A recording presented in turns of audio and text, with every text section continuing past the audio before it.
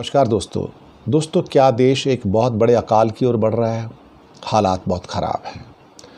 जून के अंदर monsoon fail हो चुका है, पूरा फेल हो चुका है। हालात इस किस्म के हैं कि 20% 21% की बारिश कम दिखाई जा रही है ऑफिशियली, लेकिन हकीकत में देखा जाए तो नॉर्थ इंडिया में 70% से ज़्यादा डेफिसिट है। पश्चिम भारत में जहाँ मैं हूँ वहाँ पे 50% से ज़्यादा डेफिसिट है। हालात ऐसे हैं कि भारत के 100 करोड़ लोग इस समय अत्यंत गर्मी और एक किस्म से कहा जाए पानी के संकट से जूझ रहे हैं। जलाशयों के अंदर यानी कि जो बड़े 150 डैम हैं उनके अंदर मुश्किल से 21% पानी बचा है।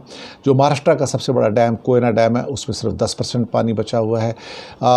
एक इंदिरा डैम है यहाँ पर मध्य प्रदेश के अंदर, उसके अंदर मुश्किल से 14-15% पानी बचा है। इतना कम पानी भारत के इतिहास में पिछले 75 सालों में इन डैम्स में कभी नहीं रहा। इसकी वजह से ना केवल उनकी हाइड्रो इलेक्ट्रिक की क्षमता कम हुई है बल्कि हाइड्रो इलेक्ट्रिक पावर हो ही नहीं रही है, ज़ीरो है, और खेती के लिए और पीने के लिए पानी नहीं मिल रहा है। भारत का 100 करोड़ से ज़्यादा आदमी इस समय 100 करोड़ से ज़्यादा लोग इस समय एक भीषण जल संकट से जूझ रहे हैं। हालात इस किस्म के हो चुके हैं कि इस समय मेट डिपार्टमेंट अपनी फिंगर्स क्रॉस करके बैठा है और मूडीज़ ने एक बहुत बड़ी चेतावनी दे दी कि भारत की सॉवरिन रेटिंग गिर सकती है। और क्योंकि भारत की अर्थव्यवस्था के ऊपर जहाँ पे राइजिंग वाटर कंजप्शन जो है वो एक किस्म से अगर कहा जाए तो इस टाइम डिसास्टर के मोड पर आ गई है, एक बर्बादी विनाश के मोड पर आ गई है, क्योंकि भारत में पानी की भारी कमी होने जा रही है। और पानी की कमी है तो ना खेती होगी, ना पीने का पानी होगा, और ना ही इंडस्ट्री जो कि पानी पे चलती है उसका होगा। अब ये ग्रोइंग वाटर स्ट्रेस की बात की जा रही है। ये जो ग्रोइंग वाटर स्ट्रेस है ये भारत की अर्थव्यवस्था को बहुत एडवर्सली और बुरी तरह से प्रभावित कर सकते हैं। और जो अकाल वाली परिस्थितियां हैं ये पूरे देश को खाने के लिए तैयार बैठी हैं।